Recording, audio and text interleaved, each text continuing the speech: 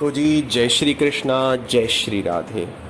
हमने जैसा कि आपको अपने पिछले प्रसंग में किस प्रकार से ब्रह्मा जी के मोह का नाश किया, ब्रह्मा जी के संशयों को छिन्न भिन्न कर दिया, ब्रह्मा जी को अपनी शक्ति से अवगत कराया, इसकी कथा हमने आपको ब्रह्मा जी के मोह का नाश के रूप में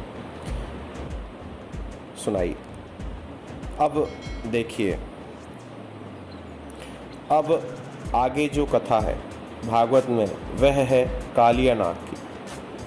कालिया नाग जो जल को दूषित कर रहा था, वह कालिया नाग, उसे मारकर भगाने का काम मुझे ही करना है, ऐसा निश्चय करके कृष्ण जी ने अब यह लीला प्रारंभ की। एक दिन भगवान श्री कृष्ण विचार कर रहे थे कि जो बलराम जी हैं वो शेष अवतार हैं, शेष नाग का अवतार है और मुझे कालिया नाग का वध करना है।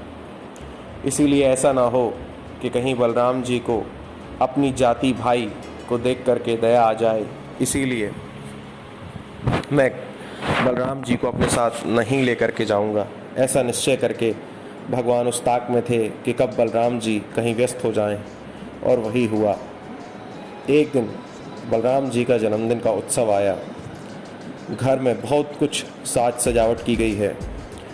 उस दिन भगवान श्री कृष्ण बिना बलराम जी को लिए कुछ ब्रज बालकों के साथ कालिया दह पर गेंद खेलने को पहुंच गए। गायों ने जैसे ही, भगवान श्री कृष्ण के साथ जो गाय थी, उन्होंने जैसे ही विषयुक्त जल पिया तो सबके प्राण निकल गए, सबकी जीभ लटक गई, सब मूर्छित होकर ज़मीन पर धड़ाम से गिर पड़ी। भगवान को बड़ा दुख हुआ कि मेरा नाम है गोपाल, मैं गायों की सेवा करता हूँ, इन गायों के द्वारा मुझे गोपाल नाम मिला है, ये मेरी माता के समान है और मेरी गौ माता को कष्ट देने वाले इस दुष्ट कालिया नाग को अब मैं छोड़ूंगा नहीं। भगवान श्री कृष्ण ने उन गायों को तो अपनी कृपा दृष्टि से, अपनी दिव्य दृष्टि से जीवित कर दिया, उनका सब विष समाप्त कर दिया, पर कालिया नाग को दंड देने के लिए अब भगवान श्री कृष्ण कदम्ब के पेड़ पर, कदम्ब के वृक्ष पर गोविंद चढ़ गए। भागवत कहती है, विलोक्य दूषिताम कृष्णाम कृष्णः कृष्णा हिना विभु तस्या विशुद्धिमन विच्छन सर्पम तम उद्वासयत्। इस श्लोक में 3 बार कृष्ण शब्द आया है। कृष्णाम कृष्णः कृष्णा हिना विभु। भगवान श्री कृष्ण ने कालिंदी कृष्णा में कालिया कृष्ण को देखा, ठीक है, तो कृष्णा यानी यमुना जी में कालिया कृष्ण को देखा, काले नाग को देखा, तो आज उसे मारने का विचार बना लिया। और क्योंकि भगवान श्री कृष्ण अपनी कालिंदी को देख करके ये विचार करने लगे कि हम कृष्ण हैं और हमारी इस यमुना अर्थात कृष्णा के बीच में ये तीसरा कृष्ण कालिय कैसे घुस गया। पुराणों में ये प्रसंग भी है कि प्रभु गेंद खेलने के लिए गेंद बल्ला लेकर के जानबूझकर वहां पहुंचे और श्री दामा की गेंद कालिया दह में जानबूझ करके फेंक दी। ये भागवत के इतर प्रसंगों में से है, यानी अलग से प्रसंग जो है। भगवान गेंद लेने के बहाने कदम्ब पर चढ़ गए, व्रजवासी घबरा गए। कन्हैया गिर मत जाना। भगवान बोले बिल्कुल मत घबराओ, मैं एक क्षण में अभी वापस आ जाऊंगा। और ऐसा कहते कहते कन्हैया ने एकदम छलांग मार दी। बच्चों के साथ घटे इस घटनाक्रम का माँ को किसी न किसी रूप में संकेत मिल ही जाता है। आप देखिएगा, कभी कभी जब हमारे कोई बहुत खास होते हैं, बहुत हमारे प्रिय होते हैं, तो वो बड़े दूर हों लेकिन हमें चिंता होने लगती है। और जब पता किया जाता है कि हमें बड़ी उसकी चिंता हो रही थी, वो कैसा है, तो पता चले सर्दी बुखार हो गया, एक्सीडेंट हो गया। मैया को अचानक अपशकुन होने लगे, ब्रजवासी घबरा गए। इधर ब्रजवासी रोते रोते पहुँचे, मैया तेरे कन्हैया कालिया दह में गिर गया है। जो साथ में खेल रहे थे वे पहुँचे और क्या कहते कि मैया तेरा कन्हैया कालिया दह में गिर गया है। और सब जानते थे कि कालिया दह में गिरने वाला बचता नहीं है, इसलिए अनिष्ट की आशंका में सारे ब्रजवासी पुकारने लगे पशुओं की तरह बिना कुछ सुध बुध के कालिया दह की ओर सभी ब्रजवासी दौड़ते भागते चले गए। आबाल वृद्ध वनिता सर्वेंग पशुवृत्तय निर्जगमुर गोकुलादीन कृष्ण दर्शन लालसा। सब ब्रजवासी गोविंद के दर्शन की अभिलाषा में भागते चले जा रहे हैं। उधर जब नाग पत्नियों ने श्री कृष्ण के दिव्य स्वरूप को देखा तो विमुग्ध हो गईं, आश्चर्य में पड़ गईं कि क्या इतना दिव्य स्वरूप भी इस पृथ्वी पर हो सकता है। वे सभी नाग कन्याएं जो कालिया नाग की पत्नी हैं, वे एक दूसरे से कहती हैं, सखी इतना सुंदर बालक आज तक नहीं देखा। प्रकट होकर बोली, वत्स। अब इन्होंने जो नागिन है, जो कालिया नाग की अर्धांगिनियां हैं, उन्होंने अपना स्त्री रूप प्रकट किया और स्त्री रूप में प्रकट होकर के क्या बोली कृष्ण से कि वत्स, तुम्हें मालूम है जो इस स्थान पर गिरता है वह कभी नहीं बचता। तुम बड़े भाग्यशाली हो, हमारे स्वामी अभी सो रहे हैं, उनके जागने से पहले यहाँ से भाग जाओ। श्री कृष्ण बोले, आज अपने स्वामी को जगा ही दो, क्योंकि आज मैं उसकी निद्रा का समापन करने ही आया हूँ। हम तो उससे मिल के ही जाएंगे। इतनी जोर से श्री कृष्ण ने हुंकार भरी कि कालिया नाग की नींद खुल गई। भगवान को देखते ही क्रोध में भरा कालिया नाग 101 फणों से जो कालिया नाग ने फुफकार मारी, कालिया दह में ज्वार भाटा आ गया। पूरे उस स्थान में कंपन हो गया। ब्रजवासी चीखने चिल्लाने लगे कि ये क्या हो रहा है, जल के अंदर इतनी भयंकर भयंकर आवाज़ें क्यों आ रही हैं, ये गर्जनाएं किस चीज़ की हैं। लगता है कालिया नाग जग गया है। परंतु जब तक भगवान सावधान होते तब तक तो कालिया नाग ने एक छलांग मारी और भगवान को अपने शरीर में लपेट लिया। सर्प जो होता है वो जिसको लपेट लेता है फिर उसके पंजे से छूटना बहुत मुश्किल है। इसलिए सर्प का एक नाम है भोगी। जिसके शरीर को लपेट ले उसके प्राण लेकर ही छोड़ता है। नाग का पाश बड़ा प्रबल होता है। नाग पाश से बचना बड़े बड़े वीरों के लिए भी बहुत ही कठिन है, इसमें कोई अतिशय नहीं है। इसलिए नागपाश को शास्त्रों में और पुराणों में बड़ा प्रसिद्ध माना गया है। श्री रामचंद्र को मेघनाथ ने नागपाश से ही बांधा था, तब जाकर के गरुण जी को खोलना पड़ा था। और देखो, जब गरुण जी ने श्री राम को नागपाश से छुड़ाया तो गरुड़ जी को मोह हो गया।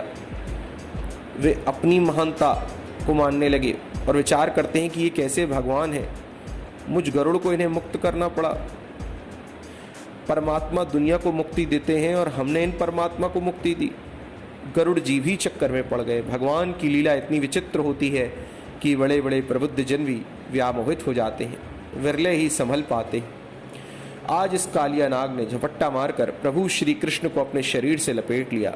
पर ब्रजवासियों को रोते चीखते जब श्री कृष्ण ने देखा तो प्रभु को लगा कि अगर मैं ज़्यादा समय तक इस जल के अंदर रहा और ग्वालों की, ब्रजवासियों की आंखों से ओझल रहा तो मुझे ही ये अपना जीवन धन मानते हैं, कहीं छटपटा करके ये ही यमुना जल में छलांग न मार बैठे। भगवान ने तुरंत अपना शरीर, उस काया को बढ़ाया और जहाँ कालिया नाग के बंधनों में शैथिल्य आया, अब देखो नागपाश से बंधे हैं और क्या किया, अपने शरीर को बढ़ा लिया। अब उसकी जो पकड़ है कालिया नाग की वो ढीली होने लगी, शैथिल्य आया, उसकी पकड़ कमजोर हो गई। भगवान ने एक छलांग मारी और बंधन मुक्त होकर कालिया नाग के फण पर जाकर खड़े हो गए। पर एक फण पर खड़े होते ही तो कालिया नाग दूसरे फण से काटने की कोशिश करता है। भगवान ने ता ता थैया करके उसके 101 फणों पर नाचना प्रारंभ कर दिया। ऐसा अद्भुत तांडव नृत्य किया कि देवता भी देख देख कर निहाल हो गए। रस्सियों पर कलाबाजी खाते बड़े बड़े नटों को आपने नाटक में देखा होगा, पर ऐसा नटवर पहली बार इस संसार में आया जो कालिया नाग के फणों पर नृत्य कर रहा है। देवताओं ने दुंदुभियां बजानी प्रारंभ की। गंधर्व भगवान के यशोगान को गाने लगे। अप्सराएं प्रसन्न हो गईं। आकाश से पुष्पों की वर्षा होने लगी और भगवान देवताओं के बजाए हुए वाद्य यंत्रों पर, उन यंत्रों में जो सुर उठ रहे थे उन वाद्य यंत्रों पर अपने श्री चरणों से अद्भुत तांडव नृत्य करके दिखा रहे हैं। इस अलौकिक लीला का सभी देवताओं ने दर्शन किया। कालिया नाग ने काटने के लिए जितने फण ऊपर उठाए थे वह 101 फण भगवान ने सब रक्त रंजित कर दिए। कालिया नाग समझ गया, जिसे मैं बच्चा समझ रहा हूँ, बालक समझ रहा हूँ, इसके तो पार पाना अत्यंत कठिन है। अरे ये अगर कुछ और देर नाचा तो मैं तो बचूंगा नहीं। भगवान की भगवत्ता को जानते ही, उनकी दिव्य शक्तियों का आभास होते ही कालिया नाग मन ही मन प्रभु से क्षमा मांगता है। मन ही मन माधव की महिमा से परिचित होकर कालिया नाग प्रभु को प्रणाम करता है। नाग पत्नियों ने देखा, अरे राम राम, देखने में कितना छोटा सा नन्हा सा बालक दिख रहा था, पर इसने तो गजब कर दिया। हम तो सोच रहे थे इसका कोमल शरीर है, इसमें क्या ताकत होगी, पर इसने तो कालिया नाग के पाश को ही चकनाचूर कर दिया। अब इसके नृत्य को हमें जल्दी से बंद करना पड़ेगा। तब नाग पत्नियां मिलकर भगवान की 21 श्लोकों में, अब नाग पत्नियों ने सबने इकट्ठी होकर के भगवान के सामने हाथ जोड़ करके 21 श्लोकों में बड़ी दिव्य स्तुति गाई है। न्यायो हि दंड कृतकिल्वशेस्मिन् तवावतार खल निग्रहाय रिपुः सुतानामपि तुल्य दृष्टेर तत्सेदमं फलमेवानुशांसन। सभी नाग पत्नियां कहती हैं, हे श्री कृष्ण, आपका अवतार ही दुष्टों का नाश करने के लिए है। हमारे स्वामी जी अहंकार में पड़ गए थे, आपने उनके अहम को समाप्त कर दिया। हे प्रभु, आप तो सब पे एक समान कृपा करते हो, सब पर समान दृष्टि रखते हो। अरे आपकी तो क्रोध में भी छिपी है तो दया। जब कोर्ट में कोई जज किसी को दंड देता है तो सुधार की भावना उसमें भरी होती है कि इसने गलत काम किया है, ऐसे ऐसा दंड दिया जाए जाकि इसको कानून से भय पैदा हो और ये सन्मार्ग पर चले। इसीलिए जेल खानों को क्या कहते हैं? सुधार गृह, जहां जाकर के व्यक्ति सुधर के निकले। लोगों को सुधारने के लिए यहां लाया जाता है। इसी प्रकार से भगवान श्री कृष्ण भी जब किसी अहंकारी को दंड देते हैं तो उसके कल्याण करने के लिए। नाग पत्नियां कहती हैं, आपके क्रोध में भी बड़ा भारी अनुग्रह छुपा हुआ है, इसमें संदेह नहीं। भगवान बोले, तुम्हें कहाँ से अनुग्रह दिख रहा है? नृत्य कर करके तुम्हारी स्वामी जी के सभी फण फोड़ दिए और तुम कह रही हो कि हमने बड़ी भारी कृपा की। कौन सी कृपा तुम्हें दिखाई पड़ी? नाग पत्नियां बोली, सरकार, क्रोध में छिपी हुई कृपा जल्दी से समझ में नहीं आती। डॉक्टर साहब ऑपरेशन करते समय पूरा पेट फाड़ कर रख देते हैं, पर उनका पेट फाड़ने में भी अनुग्रह हो रहा होता है। मरीज को विश्वास होना चाहिए, और कभी कभी ऐसा भी होता है कि ऑपरेशन पूरा हो गया और कैंची पेट में ही रह गई, अब दोबारा करना पड़ेगा, ऐसा भी हो जाता है। पर वह कुछ भी करे, मरीज को विश्वास करना पड़ता है कि भैया इस डॉक्टर ने जानबूझ करके कुछ नहीं किया। अब गलती हो जाए या अनजाने में कुछ हो जाए तो बात अलग है। हम जीवन में न जाने कितनी बार लोगों पर विश्वास करते हैं, परंतु जब भगवान पर विश्वास करने की बात आती है तो हम क्या करते हैं? तर्क वितर्क करने लगते हैं। परदेश में जाते हैं, विदेश में पहली बार गए या किसी नए शहर में पहली बार गए, आज से पहले उस शहर में कभी नहीं गए, नया शहर है, नए लोग हैं, स्टेशन पर उतरे, पते पर पहुंचने के लिए अभी हम टैक्सी करना है, टैक्सी वाले के पास गए, क्यों भैया ये जगह देखी है? उसको पता दिखाया और बोला ये जगह देखी है, हमें वहाँ चलना है, ले चलोगे? अब टैक्सी वाले ने कहा चलो, बिल्कुल चलो, बैठो। अब देखो, अगर हमें विश्वास ना हो कि भगवान जाने कहाँ लेकर पहुँच जाए तो वो लोग पहुँच सकते हो पते पर? नहीं पहुँच सकते ना। पर क्या करें, बाध्य होकर आपको विश्वास करना पड़ेगा। विश्वास करके बैठोगे तभी लक्ष्य पे वो ड्राइवर पहुंचाएगा, टैक्सी वाला। नाई की दुकान पर आराम से कुर्सी पर टिक कर हम बैठ जाते हैं, भैया जरा फटाफट हमारी दाढ़ी बना दे। अब पैना सा उस्तरा गले पर वो दाढ़ी वाला, नाई घुमा रहा है और आप निश्चित होकर के आंख मूंद के बैठे हैं। गले पर छुरा चल रहा है, परंतु विश्वास है कि दाढ़ी ही बनाएगा, गला नहीं काटेगा। समाज में ऐसे सैकड़ों जगह पग पग पर हमें विश्वास करना होता है, हम विश्वास करके जा रहे हैं, पर परमात्मा पर ही विश्वास करते समय हमारी बुद्धि खुराफात करने लगती है। आज नाग पत्नियां विश्वास पूर्वक कहती हैं कि हे श्री कृष्ण, आपके क्रोध में भी कृपा है, आपके श्री चरण साधारण नहीं है। इन चरण कमलों की कृपा पाने के लिए, ये वे चरण कमल हैं जिससे भगवती भागीरथी गंगा जी प्रकट हुई हैं, जो त्रिभुवन को पावन करती हैं। ऐसी गंगा भी आपके चरणों से प्रकट हुई हैं। अरे बड़े बड़े पापियों का पाप धो रही गंगा, जिसे भोले बाबा ने कितनी आराधना उपासना की आपकी, तब जाकर आपने उनके सिर पर अपना चरणोदक रखा, चरण नहीं रखा, चरणोदक रखा। बलि ने तीनों लोकों की संपदा आपको न्यौछावर कर दी, तब जाकर एक चरण आपने बलि के माथे पर रख दिया। तो देखिए, तीनों लोगों की संपदा देने के बाद बलि के माथे पर एक चरण रखा। पर यह नाग पत्नियां कहती हैं, पर बड़ भागी तो हमारे स्वामी जी हैं, जिन्होंने न यज्ञ करना पड़ा, ना दान देना पड़ा, ना तप करना पड़ा, ना घर छोड़कर वन में जाना पड़ा। आप स्वयं चलकर हमारे घर में आ गए और एक नहीं, दोनों चरण कमलों को हमारे कालिया नाग के माथे पर आपने रख दिया। अब बोलो महाराज, ये आपकी कृपा नहीं तो और क्या है? देखने में तो आप क्रोध करते नजर आ रहे हैं, पर बड़े बड़े योगी जिन चरण कमलों की नख चंद्रिका का ध्यान करते हैं और एक झलक मिल जाए तो अपने को कृतार्थ मानते हैं, आज हमारे स्वामी जी के सिर पर तो आपके दोनों चरण कमल स्थापित हो रहे हैं। ये आपकी अपूर्व कृपा नहीं तो और क्या है श्री कृष्ण। भगवान श्री कृष्ण बोले, वाह, बड़ी गजब की बात कही देवियों, हम तुम्हारी भावना से प्रसन्न हैं, बोलो क्या चाहती हो। नाग पत्नियां बोली, हे श्री कृष्ण, हमें कुछ नहीं चाहिए, हमारे पतिदेव को आपके दोनों चरण मिल गए, हम तो आपके चरणों की केवल रज चाहती हैं और हमें कुछ नहीं चाहिए। न नाक पृष्ठम न च सार्वभौमम न पारमेष्ठ्यम न रसाधिपत्यम न योग सिद्धिर अपुनर्भवम व वांछन्ति यत् पाद रजः प्रपन्न। हम शरणागतों को तो चरण रज चाहिए प्रभु, न स्वर्ग चाहिए, न मोक्ष चाहिए, न योग सिद्धि, न सार्वभौम पद, कुछ नहीं, केवल चरणों की रज दे दो। भगवान समझ गए ये देवियां तो बहुत बुद्धिमान है। अरे गंगा में कोई स्नान कर रहा हो तो गंगा स्नान करने वाले से कोई कहे, भैया जरा चरणों की धूल दे दो, तो गंगा स्नान करते समय कोई चरण रज दे सकता है भला?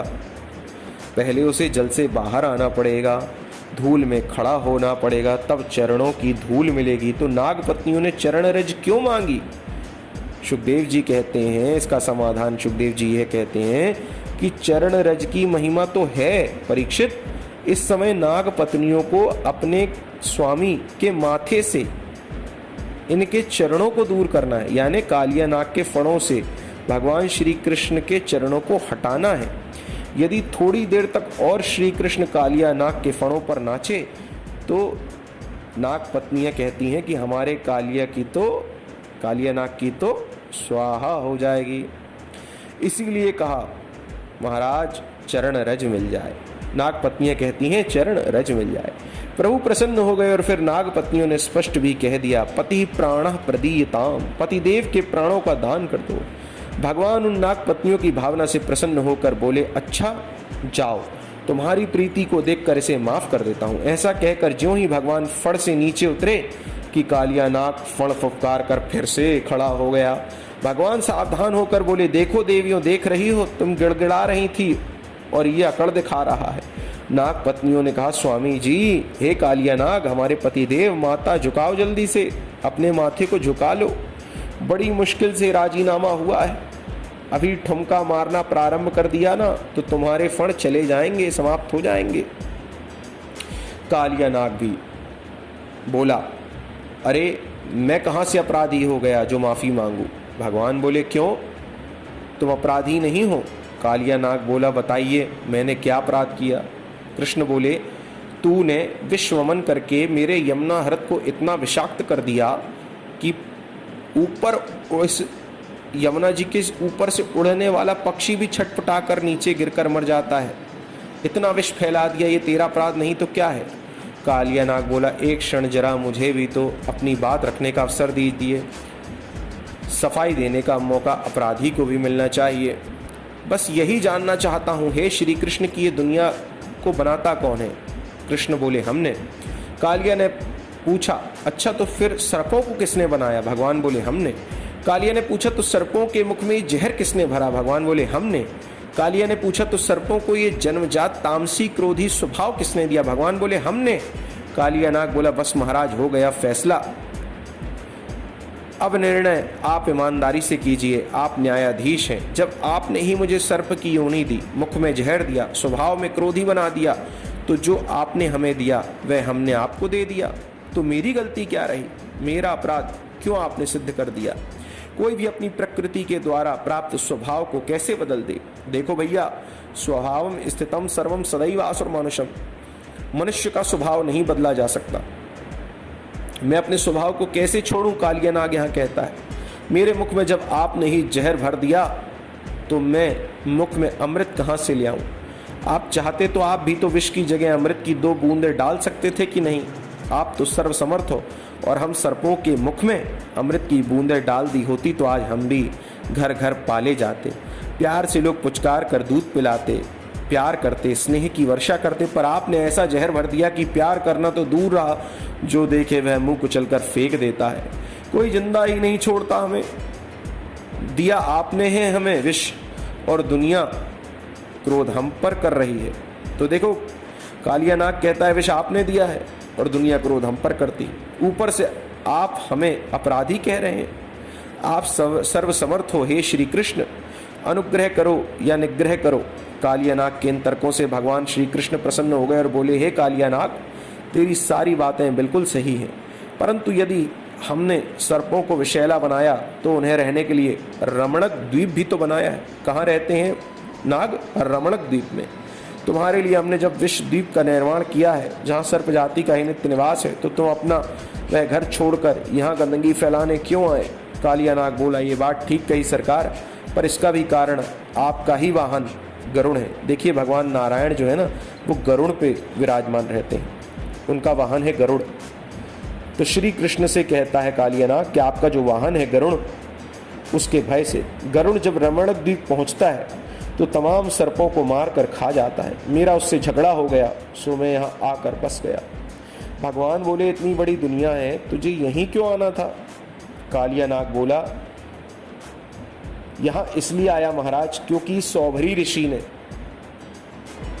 गरुड़ को श्राप दिया है कि यहाँ यमुना तट पर आकर गरुड़ किसी भी प्रकार की हिंसा करेगा तो सौभरी ऋषि के श्राप से गरुड़ मारा जाएगा। तब से गरुड़ ने आना ही छोड़ दिया है। इसलिए महाराज मैं यहाँ रहता हूँ कि गरुड़ मुझे यहाँ कभी मार नहीं सकेगा।